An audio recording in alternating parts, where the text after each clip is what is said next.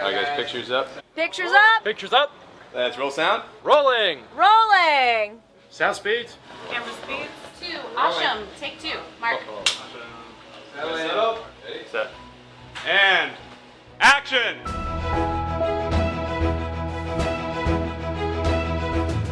Welcome to the Penn Cinema Podcast, your behind-the-curtain connection for movie news and reviews. Now here are your hosts, Penn Ketchum and David Moulton. Oh, welcome to the show. I'm David Moulton. And I'm Penn Ketchum. Oh, what's up? My dude. This is exciting for me. Yeah. Because how many times have we sat here and talked about a movie plot where there's like a multiverse and there's different plots hanging out at the same time, unfolding in different universes. Right. So thanks to your leadership. Yeah. I mean, I know you're too modest to take credit for this, but yeah, I'm a benevolent leader. If nothing more, you're nothing if not modest. Thanks to your leadership, we have what we're trying to bring together. We have done 2 parallel shows. And now what we're trying to do for you, dear listeners, right now, we're going to bring them together. Yeah. It's like that scene in Loki when he's trying to tie the time, the rope. What is that? The ropes, the strands of time. Mm-hmm. We're going to rope them together for you. Yeah. Because in one universe, I was like, let's do our normal thing and make notes. Right. And in another universe, Penn was like, I should take things in my own hands and make notes. I'm going to make notes. You know what I think it is? This has almost happened to us before. Yeah. But I usually fix it. Right. Oh. When you don't see. I know exactly what you're going to say. You take our old notes. Right, last week's notes, and change the title. And you recycle them. But I make a new document so that if we ever need to go back and look at what we did in the past, we have a record. David. But Penn's like, the past is in the past. And That's what I'm saying. It doesn't even matter That's what I'm saying. It's dead. It's gone. It's gone. It's never going to happen again. If the abacus hasn't recorded it, it hasn't actually happened. That's exactly right. That's what you always say. Exactly right. Yeah. So this will for now and forever be known as the Parallel Universe Show. Yeah. Right. Exactly. So we literally have, welcome. Instead of, when Penn realized this, instead of taking our notes and combining them into one page. Which feels like that would be a lot of work. That seems like too much work. Right. So instead he printed out 2 separate notes. Right. And we have to bounce from one universe to another. Right. Yeah. I can't wait to see what happens next. Surprising how little of our stuff crossed over. Which is crazy. Well, there's one thing. Yeah. That we can take comfort in. At least we both saw the same movie. Yeah, thank goodness. We reviewed the same title. Right. So that's a step in the right direction. Yeah. Was it in the same language, though? I don't know what we'll have to find out. Yeah. Yeah. All right. Hit me with what you got. All right. What do I got here? Godzilla -1. The movie that this is not like news. But we reviewed the movie last week. We both loved it. We were both blown away. The director, Takashi Perfect.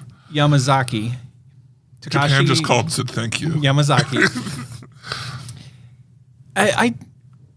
To me, this is like obvious, but also not. So I say like, good on you. The director has said that he would like to make a sequel. And given the film's success, it looks like it could get one. What do you think of that? Is it weird that I'm surprised by that? I think, so the thing here, yes. Okay. No, it's not weird. Okay. I think it's weird that people aren't surprised by it, because it's not an American franchise builder. That's what I'm saying. Right. And this movie is doing gangbusters in the U.S., which is abnormal for what it is.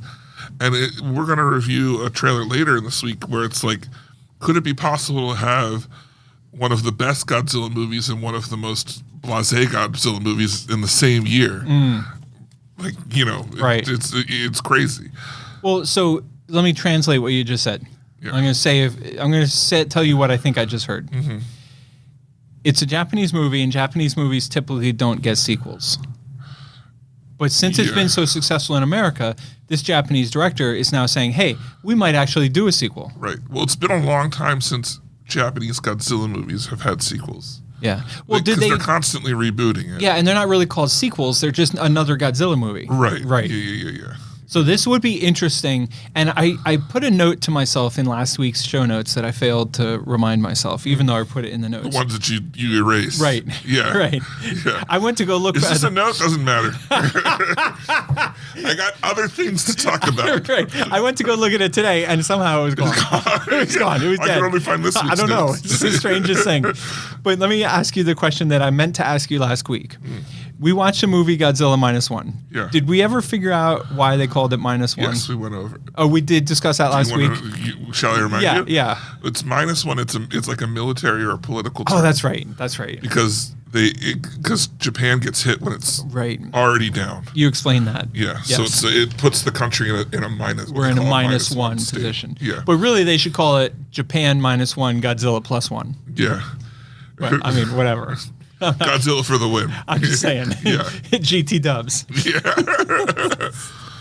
Well, speaking of sequels, I tried to put a Dune trailer on this week, friends, but David told me it was fake, and he said we couldn't watch it.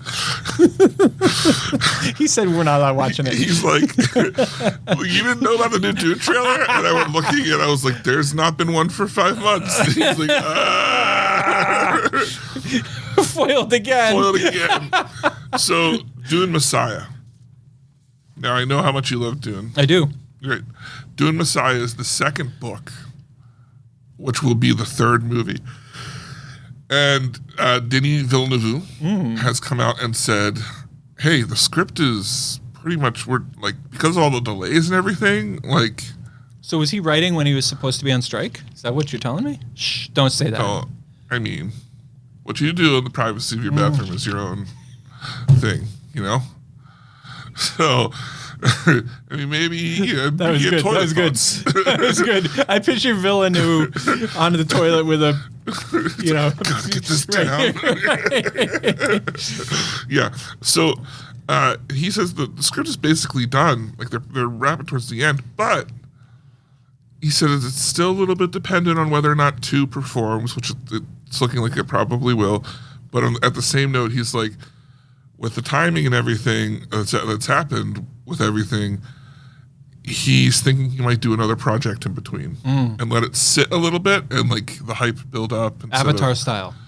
Yeah, but not let's do 12 movies and wait 17,000 years, between.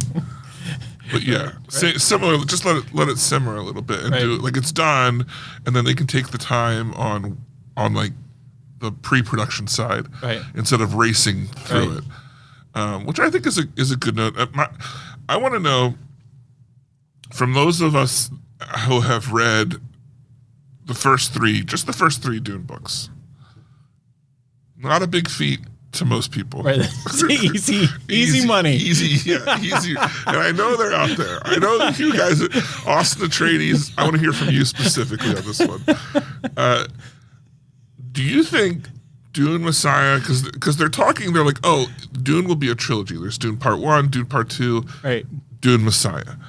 Do we think Dune Messiah is does that feel like the right ending? Will you be happy as a movie ending? Because traditionally, the first 3 Dune books is considered a trilogy, which places Dune Messiah. I don't think that's special to Dune. I think that's... Well, no. A lot of people call 3 books a trilogy. There's 20 some odd books in the series. Yeah, but the first 3 are considered a complete story. Gotcha. Oh yeah. Right. Gotcha.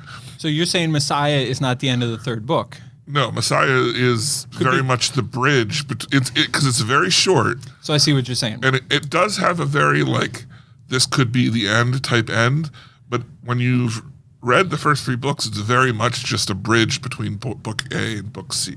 This is so cool because from now on, forevermore, when somebody mentions the Dune trilogy, I'm going to be like, do you mean the books or the movies? Oh my God, this is so different. Because the movie trilogy is only 2 books. It's only 2 of the 3 first books. Yeah, so what's up?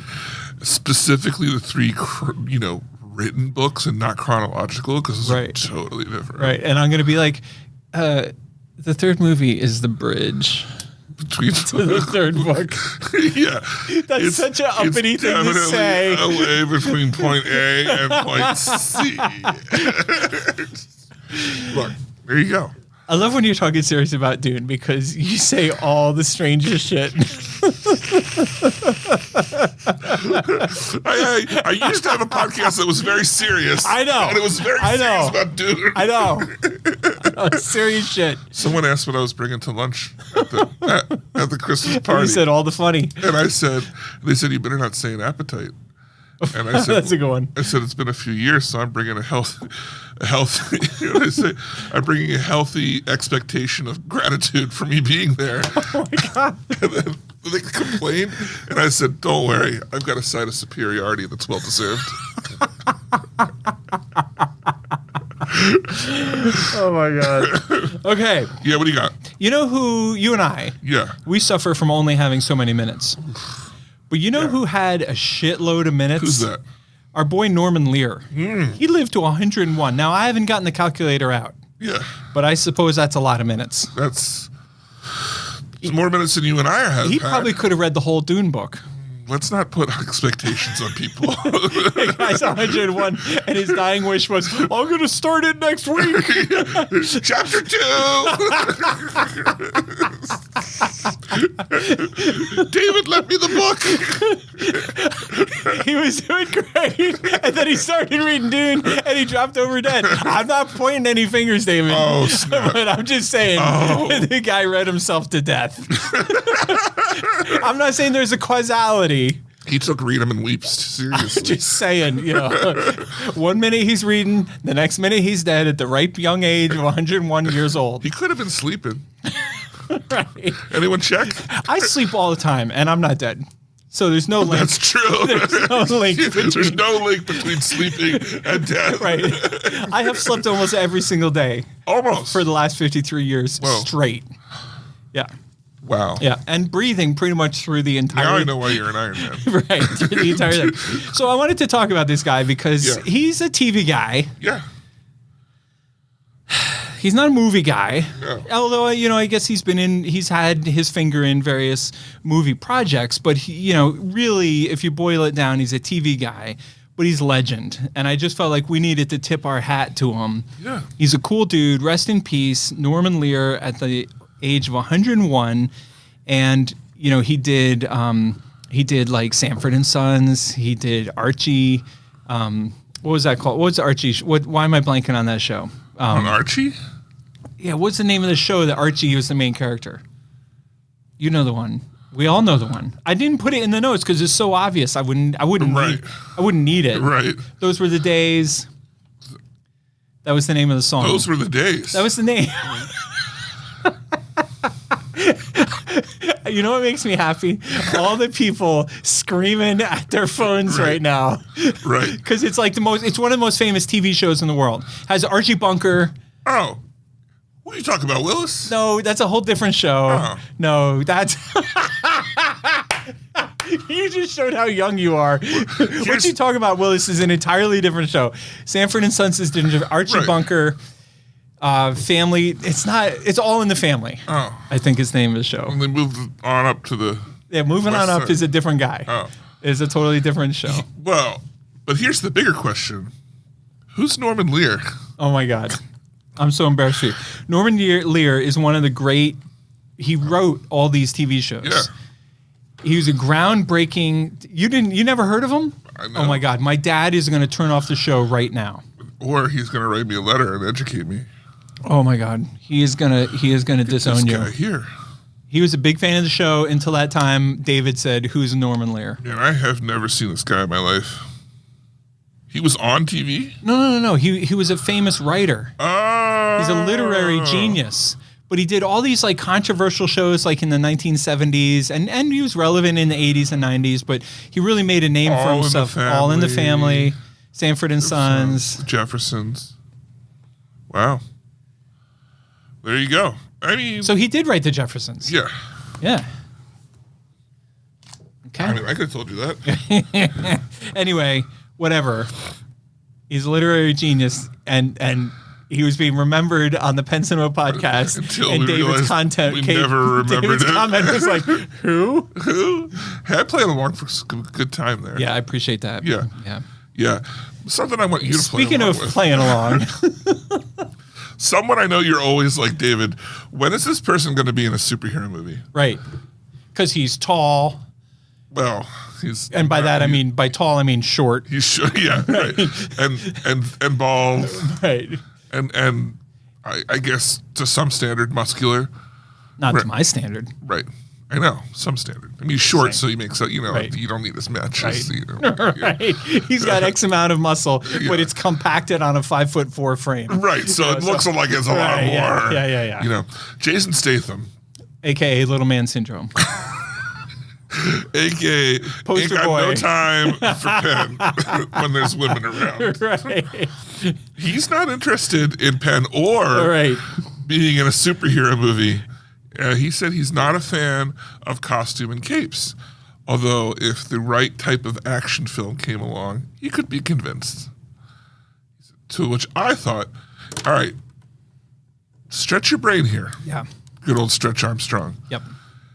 If Jason Statham was going to be a superhero, Right. right? And don't Right. give me Superman, because he wouldn't be Superman. No, he's too short. Right. Who? Remember, he's not a young buck anymore. And you're asking me to play along, so you don't want a smart ass answer. Right. You want a real answer. If you could think of a hero, a superhero, Right. who would you think of for Jason Statham to play? Some superhero that had to use its wits. Or Now, Jason is not a smart guy, but you could write that into the script. He's only pretending to play a character. right, or a character. It would have to be a hero or anti-hero that's tough, whose whole shtick is being Yeah. like maybe they don't wear a super cut. So I had two options. Yeah, hit me. First, I thought the Punisher, Yeah. right? Because military guy, he's already a military guy. Yeah. But they probably, I'm thinking if they want him to be a main character, they might go a little bit younger. Right. But then I thought Ghost Rider. Ooh, obviously. Because, he doesn't want to do all the like superhero stuff. Ghost Rider is mostly CG. But when he's a tough guy, he's a tough biker guy. Interesting. Which is basically his, persona in Expendables. Yeah. I could see him on like Wolverine. I think he would be a good Wolverine, a couple years ago. I think they need to skew a little younger. So Jason Statham says he doesn't like superheroes. Not that he doesn't like, he's not interested in. Yeah. So in middle school there was this girl. I really liked her. And, yeah. And so I sent one of my friends over to ask her if she liked me. Yeah. And then she said no. To which I replied, "That's cool. I'm not interested in her anyway. I was just kidding around." Well, that's why he said if it was the right type of action superhero, he would. Even the article was like clearly leaving the door open Right. without fully closing it. Right. Let me put I'm not this. hurt that I'm not in right. it. Right. Right. I don't even want to be in it. But if I was going to be in it. Right. I thought you were going to say it was one of those things where the girl was like, "I'm not interested in Penn," but then she dated Penn's Len best friend. Fletcham. Right. Len Fletcham. Who's exactly the same. Right. Yeah. No, that analogy would have worked too. But Yeah. anyway, right. Okay. The Bike Riders. Do you remember me talking about this movie? Yeah. Bike Riders was supposed to be released. Are you really, or are you just not? We watched the trailer for it at some Yeah, point. we watched a trailer and it screened when I was out in LA at the NATO meeting. Right. The Bike Riders was scheduled by Disney to be released December 1st, and then that got scrapped. And then the new news, the latest breaking news, is that The Bike Riders has been picked up by Focus Features for a summer 2024 release. The Bike Riders, to remind our listeners, stars Austin Butler, our favorite Tom Hardy, Jodie Comer, and Norman Reedus. It's directed by Jeff Nichols. Now, I remember us watching the trailer and kind of being lackluster on it. Yeah. It's like, It's supposed to come out in June of 24. It's like a Sunday afternoon at home movie. Yeah. Yeah. And I don't love that time of year for this type of movie. This Yeah. type of movie is a winter release, Right. not a January, summer February. release. Yeah. Yeah. Speaking of at home releases, right? One of the big things that a lot of people have been complaining about. I know Frodo was very adamant about this, and some others, is that Pixar sent a lot of movies straight to Disney Plus. Well, that was Bob's big thing. Is he was like, oh, if we throw the Pixar on there, then people will go there. Bob Iger. Yeah, and they were totally missing the theatrical release of these movies, which you and I were screaming. Yeah, like why? Yeah, why? This is nuts. Well, now you got Bob whoever back being like, hey, Penn was right all along. Right, he said that specifically. Yeah. Well, in order to, because the last little few things that Pixar have put out have not been as big as some of the previous Pixar stuff. You're being very generous. Well, I'm not saying that it's bad because I didn't watch them. Yeah. But right in there is the thing. Yeah. I didn't watch them. Right. Why would you? They're TV shows. Right. Well, in order to get people more excited for Inside Out and remind people, hey, wait a second. We're Pixar and we do make good things that just went to home video. They're re-releasing Soul, Turning Red, and Luca. Now, I've seen Soul and I loved it. Didn't that play briefly in theaters? Wasn't there some weird? I seem to remember. I watched that one at home, but it might have. I think it played. I thought I played that. I thought we ran that movie in Ephrata. I feel like Luca and Turning Red were out for like a day. That's what I'm saying. Yeah. Like, I feel like they all hit the theater for a weird short. And nobody saw them. Yeah. Yeah. And I've heard critically good things about Turning Red, but I don't know people who have seen it. But then I've heard from people online that Luca was good. Now, my reputation, my instinct, my brand should be to like rail against this and hate it. But I actually think, first of all, it's good for Disney. It's good for Inside Out too. It's good for the theatrical business. Right. And also, so they were meant to be seen in theaters. Let's play them in theaters. You know, like I think it's a good thing. Plus, when's Inside Out supposed to come out? Next summer, like June or May or something. Right. One of the things that we've mentioned several times, right? Where are the kids' movies? Right. Oh my God, please. You're talking, if they space these out right, you're talking 3 to 4 months of solid, good family choice in the theater where there's probably nothing. Yeah, June 14th. Okay, yeah. Now, who knows how quickly they're going to, like if it's going to be one a week or if it's going to be like one a month. Right. Which I think the smart move, one a month, give them like 2 weeks, 3 weeks of legs. It doesn't even matter. Give them. I agree with you completely. Give them once a month, and they play as long as they play. Right. You know what I mean? Like make them available to theaters for a month.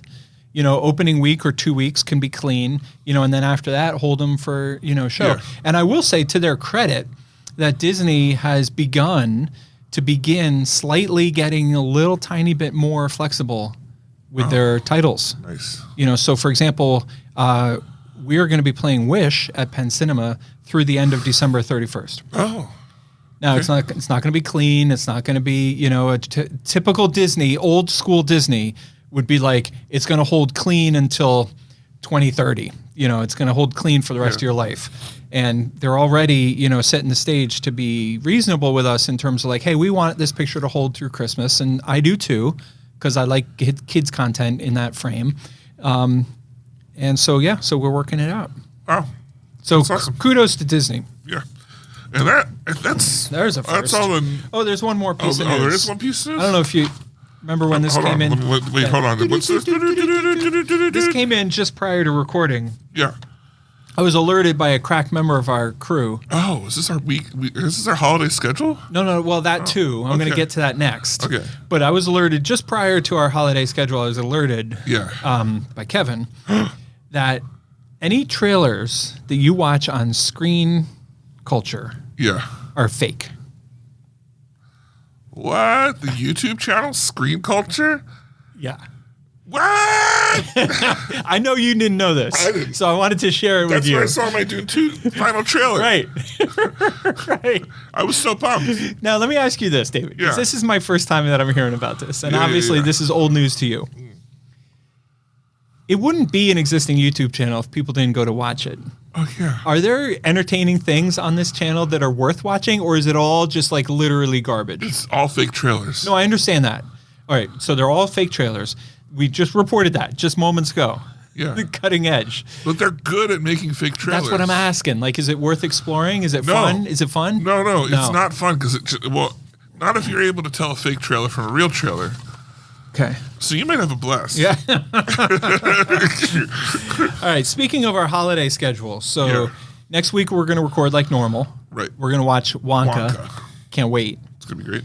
Then we're going to do Christmas and New Year's in one. Right. So the Wednesday between Christmas and New Year's, we're going to have Wild Card Wednesday. Right. Which means it'll come out on Thursday. We're going to record on a Wednesday. Right. Record on Wednesday, comes out Thursday the 28th. Wild Card Wednesday, which means there's at least 7, and I feel like I'm forgetting something, at least 7 new titles. We're going to review whatever we review. And whichever, if we see 2, we see 1, see 5, whatever from the holidays schlock we can get in, we'll do. Then we come in the first weekend of 2024 and we review 2023. Right. Yeah, so we'll be back to our regular release on, I guess, January 6th. Yeah. Well, it comes out on the 8th, right? Right. That's that Monday. Right. So that weekend we'll record our normal thing, but it'll be so if you want to get in what your best of, top 10, Sarah's of whatever of the I don't think I know 10 Sarahs. Well, but I know who my number 1 Sarah would be. Yeah. Who? But if you want to get your lists in or whatever, do so before like January 5th. Yeah. And then we'll talk. Yeah, we would be happy to review your list of top 10 2023 situations. Also, I would be curious if anybody has a game plan. Now, this is because I know there's a lot of people that listen to this that are busy. They got families, kids, jobs, etc. Which I say ridiculous. Right. Why aren't you more dedicated to the show? Right. For those of you who watch multiple movies, who are regular moviegoers, yeah. There's a lot to choose from this Christmas. What are you going to watch? Yeah. Like, what's your first movie that you want to see the most? Yeah, what's your order? For me, Boys in the Boat. Yeah, that's what I want to see. Yeah, same. Yep. That's number 1. All right, well, that's all the news that's fit to print. The move and the accompaniment. Horns. Yeah. Wow, I love it. And that was him tooting too. Right. It wasn't from the mouth. All right, we got a bunch of trailers this week. And by we, David means well. Let's hark back a little bit. Are we still in the parallel universe? Yeah. Okay. I want to know because last week I reviewed it, and I was like a bit torn. Oh, right. But Furiosa. Yeah. And so this week I suggested we should review that new trailer for Furiosa. To which I was like, yo, dog. To which David was like, that's what we did last week. Yeah, when you didn't watch all the trailers. You remember? David gets together with Amy. I think I can share this with the public. But David gets together with Amy once a week for like a therapy session to complain about the latest incredible thing that Penn forgot. Yeah. Yeah. The obvious shared moment that he no longer recollects. We have a bingo card though. Right. And one of us is gonna get the full thing. Okay, so you're asking me my opinion on Furiosa, which I did watch to be prepared for this week's show. Perfect. Nailed it. 100%. I don't know. I thought it was pretty cool. I mean, I thought it was great. Let me ask you this. It seemed to me that the vehicles in this trailer, they're all clean. Yeah. Is that on purpose, or did I just notice that? Or it seemed like the last movie, Fury Road, everything was kind of like gritty and dusty and worn and battle worn. Is that the point that this one is like a origin story, so everything's like not quite banged up yet? It's supposed to be clean and unspoiled. And I think we're supposed to see the land get destroyed. Yeah. No, I thought it was cool. I look forward to seeing the movie. I forget what you said about it, but I think it looks cool. I mean, I just can't get enough Anya Taylor-Joy. You know what I mean? Like she looked great in the trailer. Some of it doesn't even look like her. It's so crazy. Right. Absolutely. When the trailer started and they had that close up of her and she'd like turn around and look at the camera, I was like, who is that? It doesn't. Yeah. Agreed. Something that there's a female character that gets a glow up in this trailer as well, and that's Godzilla vs. Kong. Or not Godzilla. It's not Godzilla vs. Kong. It's Godzilla X X-Kong. King of the Monsters. Right. What did you think of this trailer? I felt like I was watching a short version of the movie. Yeah. Like it just went on and on and on and on. And Godzilla, she's got a glow up. She's got pink now. Because I didn't- Godzilla's female. And I did not know that. yeah. Well, instead of the blue atomic, Right, you had the pink atomic. it's got the pink. And then is there a baby Kong? Looks like there's a baby Kong. There's a bunch of fighting against a bunch of Kongs in the center of the earth. But still no sign of Donkey Kong.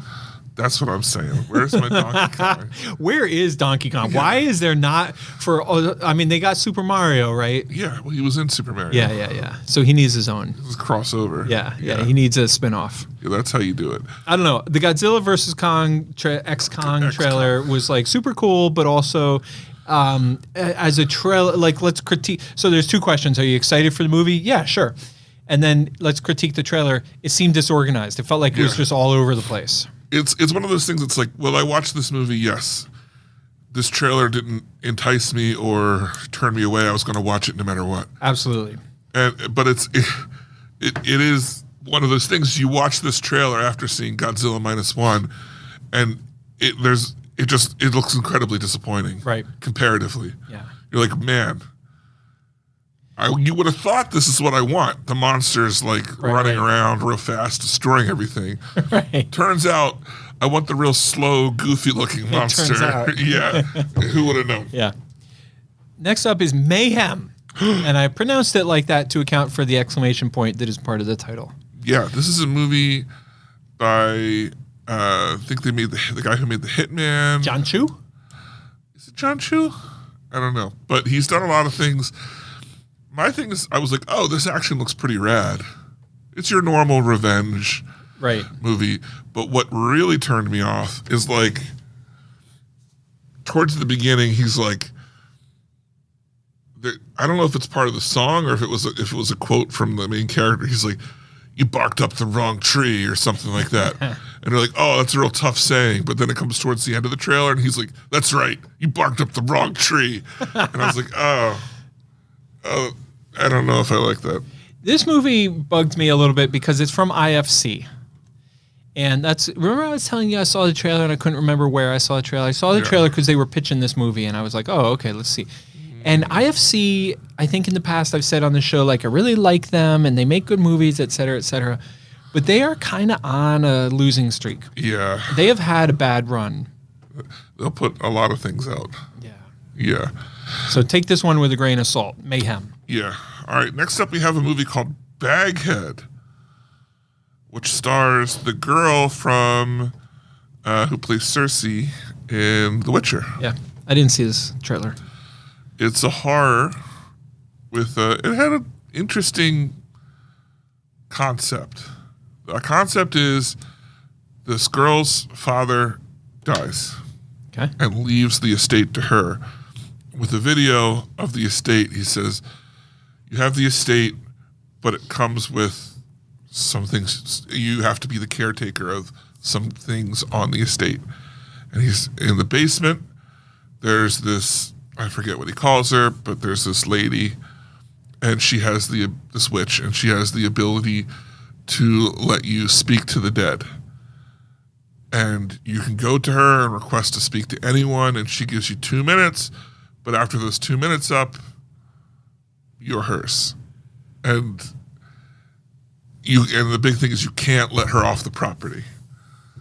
And so that sounds interesting. It was kind of an interesting concept. And I guess the main girl gets trapped down there with whoever's.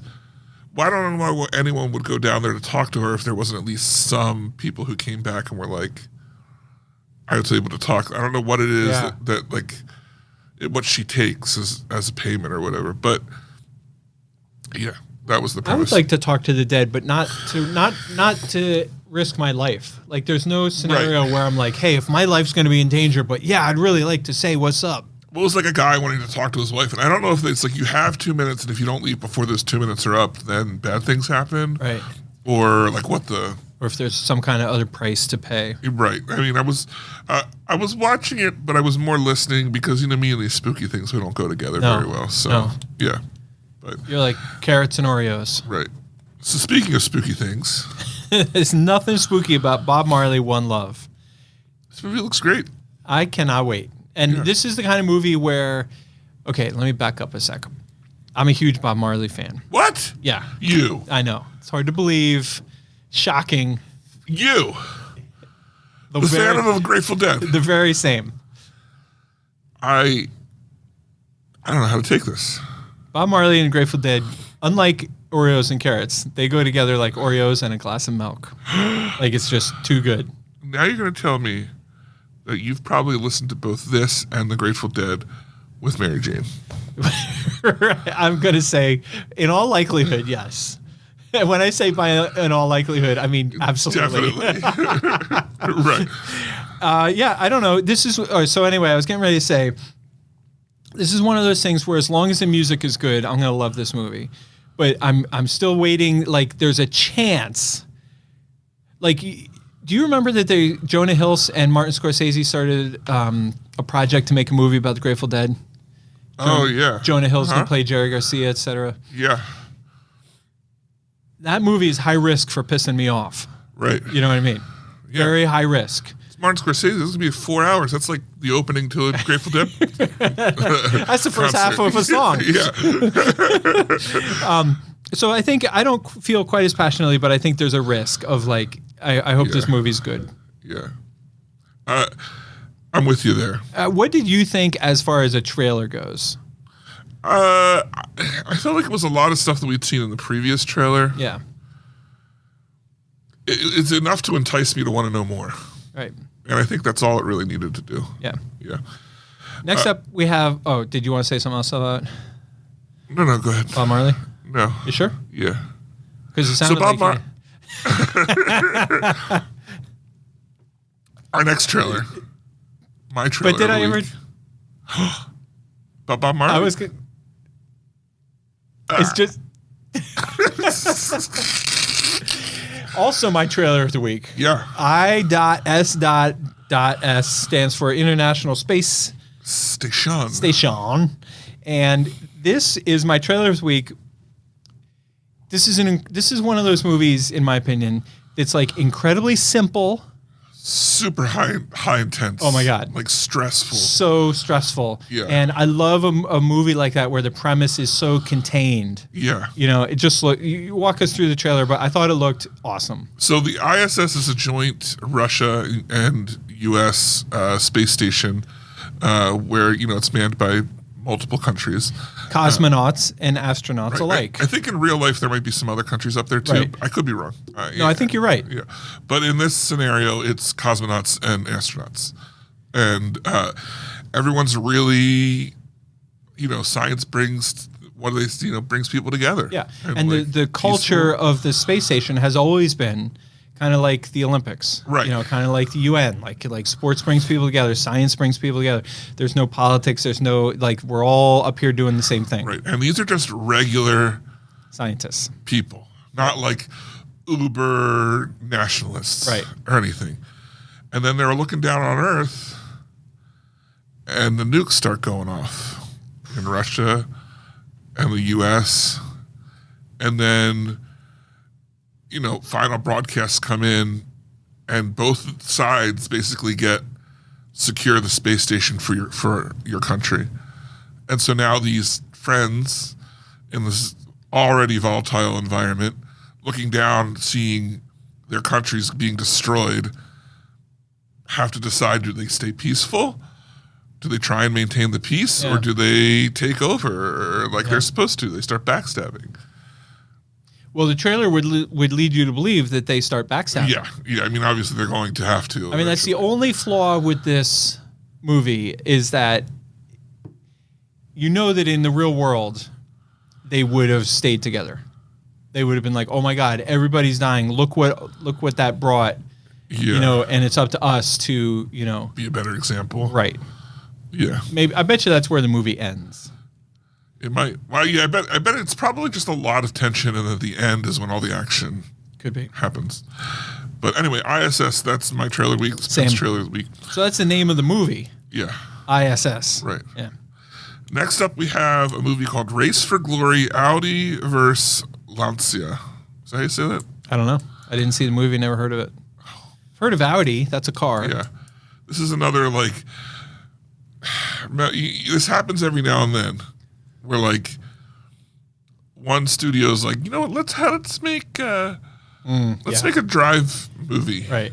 And then another company's like, you know, this, I don't know why, but I feel like this would be a great time to make a driven movie. Right. You know? And Right. so that's basically, like, we've got the Ferrari movie coming out. Which is my second that I want to see over Christmas time. And then now we have this coming soon. That's basically about Audi's race. My problem with both this and Ferrari, or even, what was the one that had Christian Bale in it that came out a couple years ago with these, is they're like, they're plated as underdogs. Right. Right?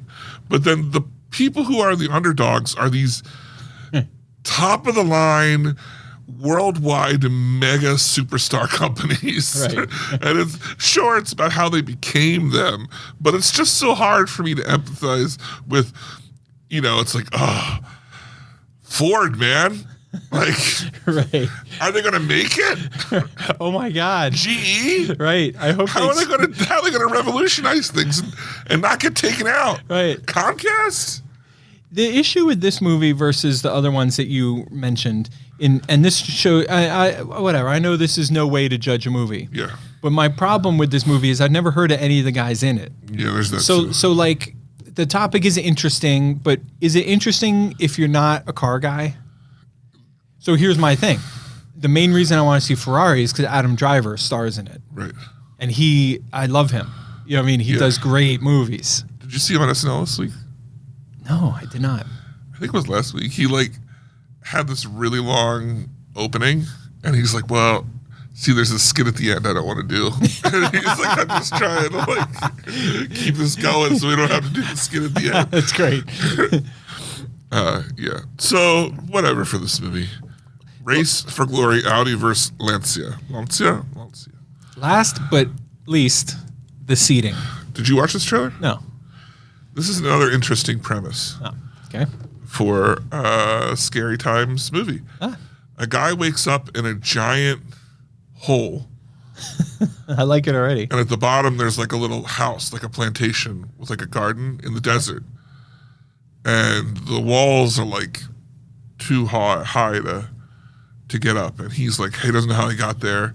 And then I think one day he must wake up and there's a woman down there with him all of a sudden. But there's people who come to the side and act like they're going to help him out and then don't. And Menacing strangers, you might say. yeah. Yeah. See, somebody got that from somewhere, huh? What? I got a vocabulary, David. Yeah. I'm not saying that this is going to be good, but I thought the premise was interesting. I just like saying menacing. That's what you do. Is that all of these menacing trailers that we have this week? That's it, man. The seeding? That's a wrap. All right, so let's move on to our review of this week's movie. The Boy and the Heron by Hayao Miyazaki come from Studio Ghibli. Yeah.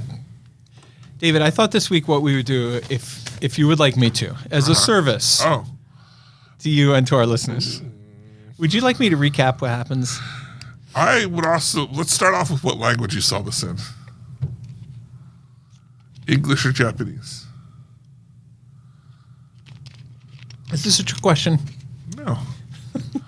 Because you could watch it subbed or dubbed. I watched it dubbed. Okay, fine. Couldn't do 2 weeks of Japanese, huh? Right. Right. Wait, what did I just say? You said dubbed. No, I saw this with English subtitles. Oh, okay. So you did do 2 weeks of I Japanese. did do the 2 weeks Oh, of why do you Japanese. hate America? Yeah. Right. All right, so here's the plot. Okay. Would you like me to walk you through this? I'm here. All right, so there's this little boy, and he lives in Japan. Right? And then there's a horrible fire in the hospital where his mother works. Oh. Yeah. Wow. And she's killed, apparently. The boy, rightly so, is much distraught. Yeah. Am I correct so far? Well, I mean, yeah. Yeah. You would be too. Absolutely. Okay. Of course I would. All right. They're terrible. Then that's where shit gets weird. Okay. All right. He goes out to live with his new mom, Okay. where he meets a little old man dressed up as a blue heron. I mean, a gray heron. Okay. Right? So then it turns out the boy is also quite the pothead because he starts tripping. He doesn't trip. He's tripping mad down by the river. At no point does he hallucinate. He sneaks through his grandpa's garage and steals a pack of cigarettes. And then he gets his ass kicked on the way home from school. Meanwhile, his new mom, so to speak, completely abandons him, leaves him alone with a bunch of little old ladies. Right? And then he finally locates his mother in the tower tunnel cave, and she melts right before his very eyes. So that's not his mom. But so yeah. then the little old man in the heron costume starts screaming at him, "Behold my fearsomeness." Then he has toast and jam with Alice in Wonderland, which is really weird because later she gets dressed up as Snow White and gets carried through by the 7 dwarves who are all dressed up as parakeets. Doesn't happen. And then at the end, I'm going to have to re-explain this entire movie because how much paying attention were you doing? Because you are combining characters that aren't. and then at the end of Lucy in the Sky with Diamonds, the old man in the sky is playing Jenga. And he tells the little boy, if you play Jenga right, the world will survive. And if you screw it up and knock the tower over, then you're going to ruin the world. Not our world, but that world. Right. So the moral of the story at the end of the movie is that it's up to you to add the next piece to the Jenga puzzle and make the world more harmonious than you found it. The end.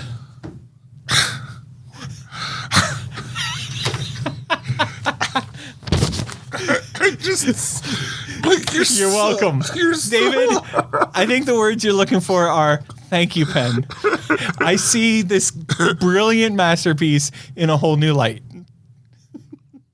This is the #1 movie this week, you know that, This right? is not only the #1 movie in the country, the #1 movie in the world, and at all 3 Penn Cinema locations, the #1 movie. Right. And Would you like me to explain what happened in this movie? I absolutely loved it. Okay. You But loved it. But did you understand it? I loved it and I understood it. I took these notes because I thought, as soon as I realized that the heron was just an old man dressed up. He's not an old man. Yeah. I thought that I should keep notes. He's a spirit. But yes, okay. That can look like a person. Right. But he's cursed because he has the part of his beak missing. He can't turn back into a heron. Well, he has the beak missing because the boy shot an arrow through it. That was fletched with one of his own Right. His own feathers. Which he stuck together with some rice. Yeah, how else do you do it? I don't know. I learned a lot about arrow making in this movie. Way more than I ever knew. Yeah. So here's the part of the movie that they don't spell out directly to you. It becomes more apparent. So his father, after his wife dies, marries his sister-in-law. His wife's sister. Yeah. And when I picked up on that. Okay. Not till she later. she was like, I'm going to be your new mom. Who looks just like Snow White. Sure. And then because things are hectic in Tokyo, they go live at the both mothers, plural, family estate. When you say hectic, you mean war-ridden. Right. Yeah. War-ridden Japan. Right. Yeah. So they go to stay at the mother's family's estate. Which conveniently is also there, by definition, the boy's grandfather's estate.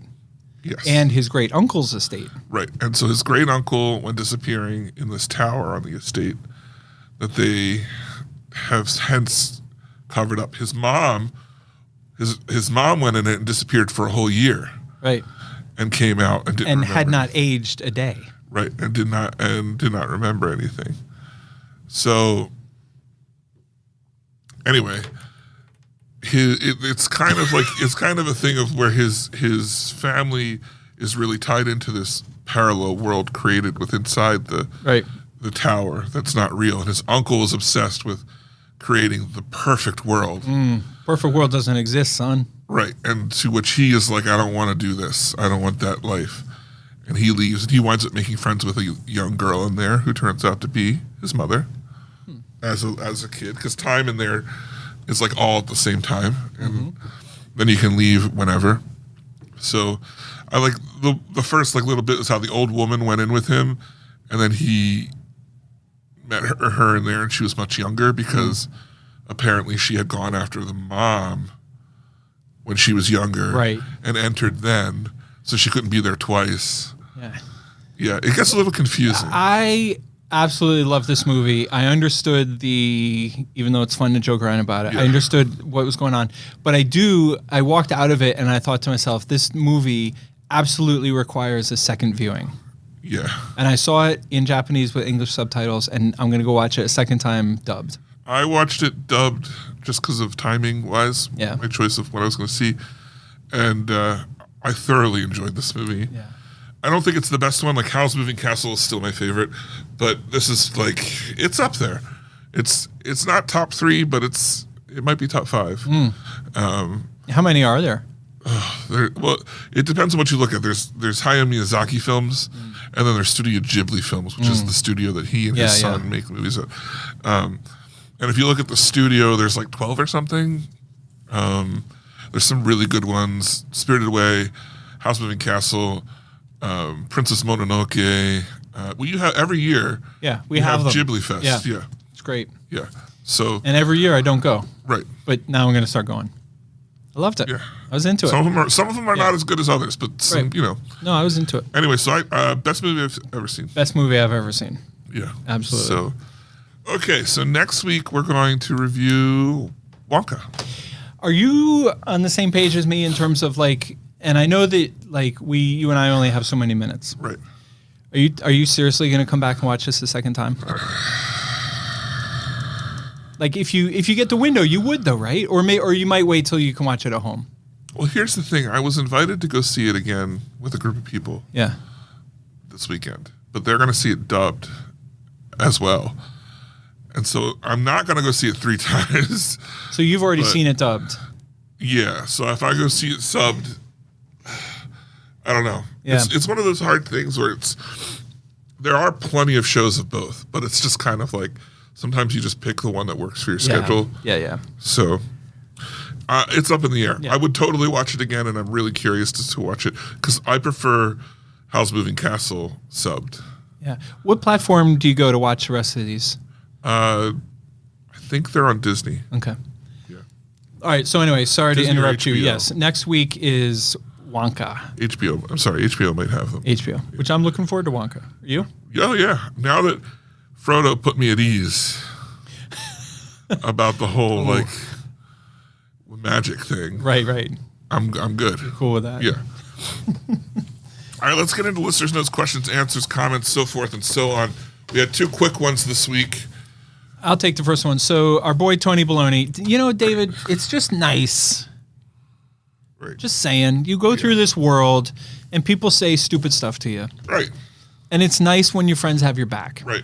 So Tony Baloney wrote in, and I'm not going to get into all the specifics because we don't need to reopen the wounds that we suffered. Yeah. Some people had some negative Some things to people had say. some negativity to throw at Penn Cinema, and old Tony Baloney wrote in and had our back. So Right. appreciate. You forwarded that straight to them. I did. I was like, go see my man. Yeah. Tony Baloney, he's got, this is by proxy. Right. Yeah. By proxy. Yeah. And then we had one other person write in. It's the final countdown. The final countdown. Which is great because I feel like little long. her letter is shorter than her intro. Right. It's true. This week. Basically, she just wanted to tell us that she wanted to say thank you. She watched Spirited Away, loved it so much, and she watched it to see, like in anticipation, that she has got a group of friends together to go see The Boy and the Heron coming up this week, and she is pumped. So, and I talked to her a little bit about some other ones. I was like, definitely check out these other movies. So since we are always providing such a service Right. to our community, Right. a term I use in the largest global sense, right? Oh, by the way, Shouldn't we get credit for service hours? we should probably get credit. I would think the judge should totally give us credit for this against our required We got service. some listeners in England I'm saying. and Australia. Look, yeah. Look, and they're consistent. Like the numbers are consistent. So if you're in Wait, what? England or Australia, podcast at Penn Center, write in and become our first official International Super contributor. fan. Yeah. super fan. If you're listening, here's I will go out on a limb. Now I'm just reminded as these words leave Yeah. my mouth. Now Tony knows me well enough Yeah. that when I said I would mail him a T-shirt, he knew not to go. Expect it to happen. No. It always while. happens. For a while. David. Yeah. Eventually. It always. Yeah. You don't need to nag me every 6 months. I'll get it done. Every 6 months. You don't have to mention it every year. Right. You'll get your damn book back. Yeah. If you wait long enough, he'll wrap it up and give it to you for your birthday. Perfect. Oh, we laugh because it's true. So anyway, I'm reminded that I owe Tony a shirt. But here's my point. Yeah. And I mean this. I'm not just saying this. Yeah.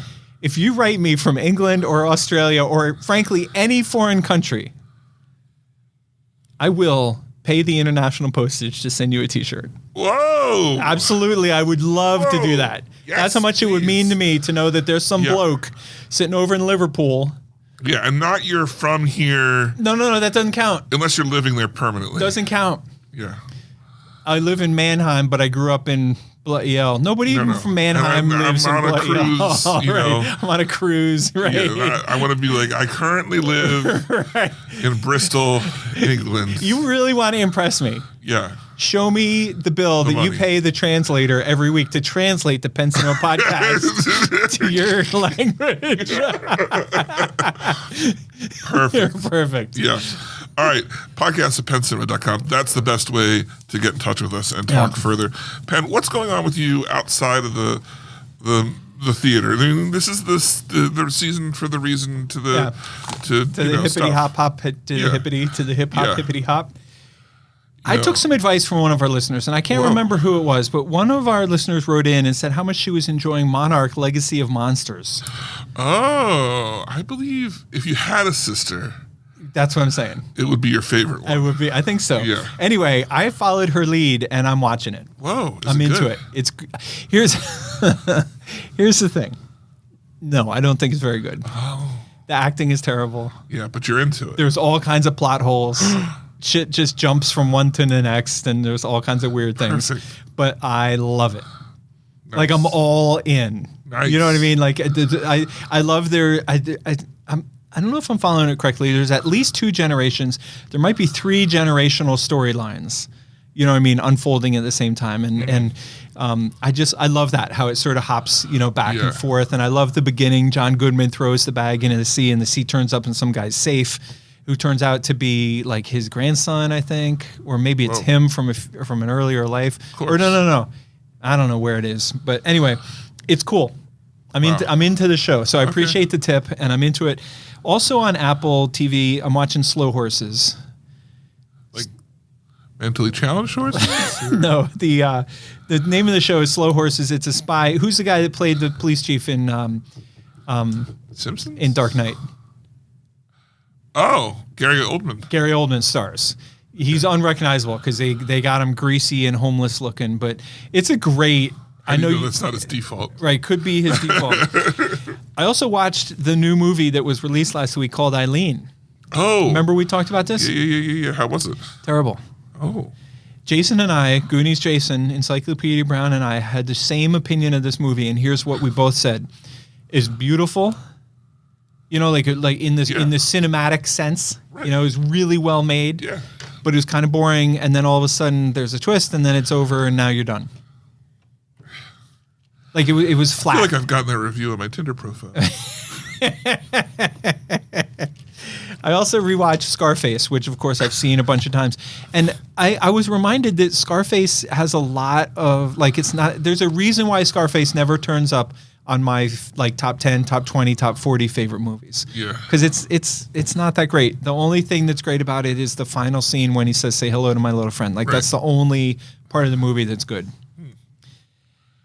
Also watched the Beckham documentary, which I forget if I commented on. Amy and I got hooked on that and watched it a couple weeks ago. And then one last thing, and then I'll let you talk about your business. Me? Kayla and I have been watching Family Switch. Hello? Kayla and I have been watching Family Switch. This is a movie, the target audience is 14-year-olds, 12-year-olds. A little older than what you're used to. Yeah, so a little stretching my comfort zone a little bit, reaching out. It's not Disney. I'm right, upset. right. But Kayla said it's important for me to challenge myself. Yeah. So I'm watching. She is a teacher. Right, yes, she is. So anyway, I wanted to mention this because you know how much I love, so this is a cheesy 12-year-old movie. Right. It's about a family and they all switch roles. And we've only watched the first half, but we presume to know how it ends. Of course. What I loved about this movie is one particular line. Towards the beginning of the movie, right after they all get switched. It's a family of 4. Mom, dad, daughter. Oh, I've heard about this. Is it Jennifer Garner. Jason Sudeikis? No, it's Ed Helms. Ed Helms.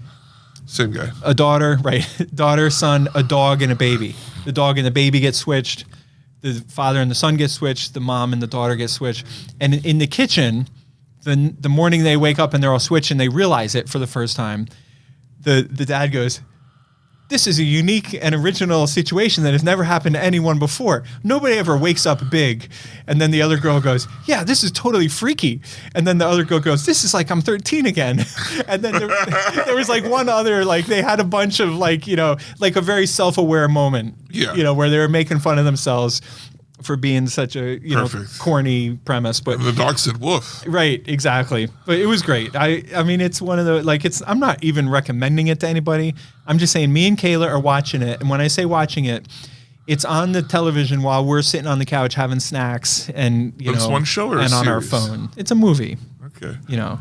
We're eating Cheez-Its and ice cream and Perfect. watching this show. Yeah. You've got a big bowl of meat in front of you. That's all I'm saying. Yeah. A couple of hamburgers. Bacon. Raw. Right.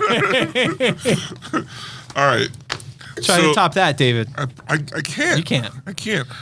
I'm like 2 hours left of To Sleep in a Sea of Stars. Oh my God. This must be the most boring thing because you have been talking about this thing for weeks. This book is so long by Christopher Paolini, and I've really enjoyed it. But there are times that I'm just like, I've been reading for like For the love of 2.5 God. hours. Like I've got to be close to the end of what? Right.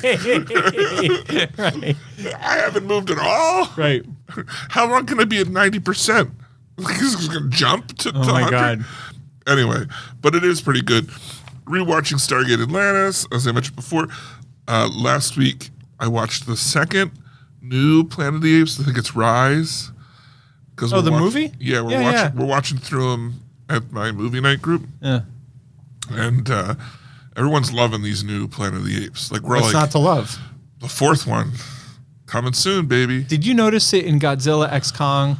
There's a couple scenes that seem to take place in America where it's populated by apes, and it looked like a scene cut out of Planet of the Apes. Oh no, I missed that. It did. It might, yeah.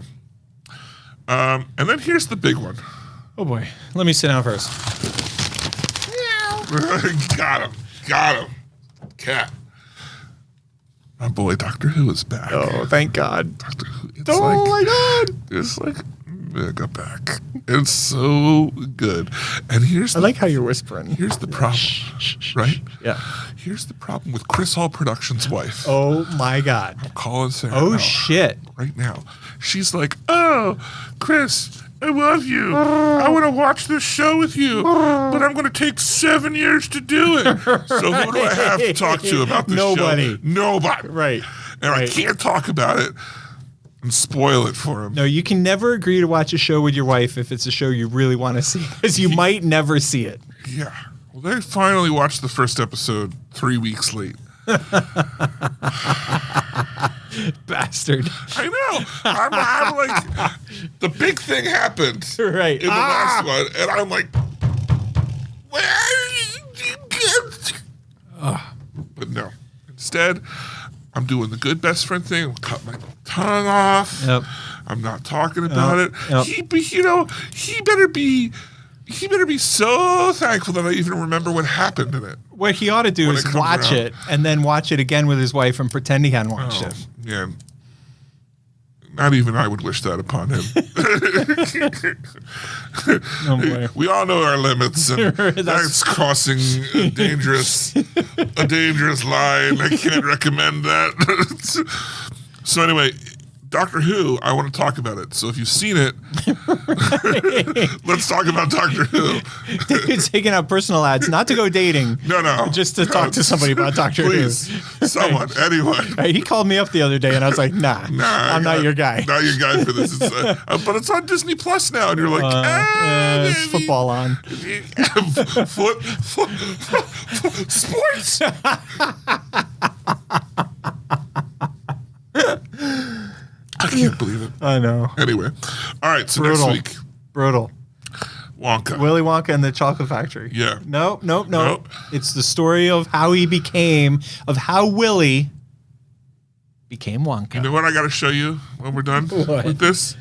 Is a spoof trailer, and you'll probably think it's real. Yeah. About a drama about Grandpa and how he became so lazy. Yeah. Because everyone's like he's a freeloader in, Right. in Willy Wonka. Anyway, all right. Look, if you want to get in touch with us, the best way to do that is podcast@pencinema.com. Oh, I thought. Whoa. I thought we were using a new email. Oh shoot! Yeah. Right, hold on. Right. All right. The new email. Yeah. Podcast@pencinema.com. See, I think that's going to be a lot easier for Yeah. people to remember. You're right. Yeah. You're right. So go ahead and email us there. But if you want to support the show, yeah. what's the number one way to do that? Well, I mean, obviously, time travel. Obviously. Obviously. Hey, what I mean by that? Yeah, yeah. I didn't realize you needed to elaborate. For those of you who need me to elaborate. Yeah, on time travel as a blanket statement of how you can support our podcast. Right. No, I'm listening.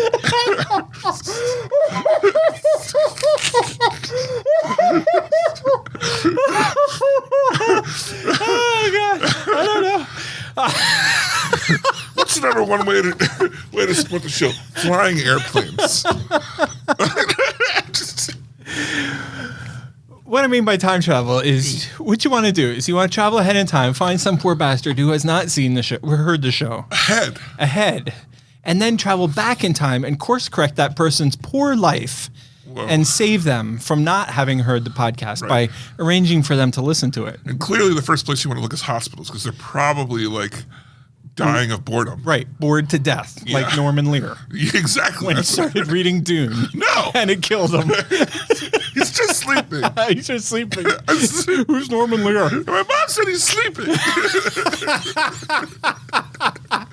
He's taking a nap. Gammy's got to go now. Gammy's dying. All right, well, say you don't have a time machine. If you're not into time, you don't need a machine to time travel, David.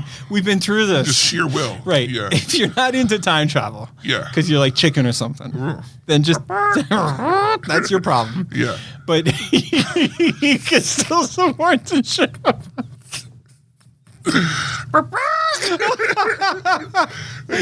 I don't know. Chicken time travel? That's how they become the egg. They time travel to become the egg. Yeah. Then they become the chicken and time travel back to do it all over again. Boom.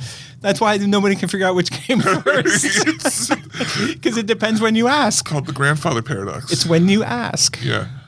So Oh my God. you gonna finish this? I'm exhausted. If you're not into time travel for some reason, if you have some sort of moral or political or religious objection to traveling through space and time, Yeah. first of all, you're in denial because we're all traveling through space and time. There's nothing you can do about it. But if you don't want to travel additionally than the time you're already traveling through, Right. then Clearly. use some of your time in present tense To travel. to tell a friend. Yeah, tell a friend. Yeah. All right. Okay, good. All right. Perfect. Well, once again, for the Pencinema God. podcast, And I'm Pet Ketchum. Take care and party on. Thanks for joining us this episode. Our hosts would love to hear from you. To contact the show with your thoughts and reviews, email podcast@penncinema.com. This podcast is a production of Penn Cinema.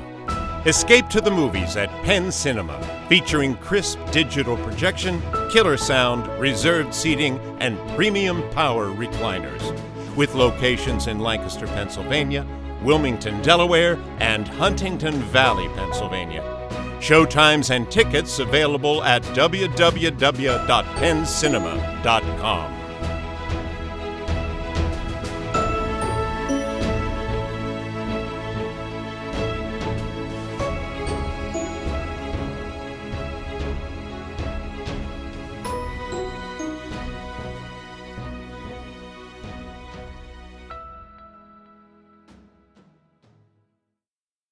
Great. Nice.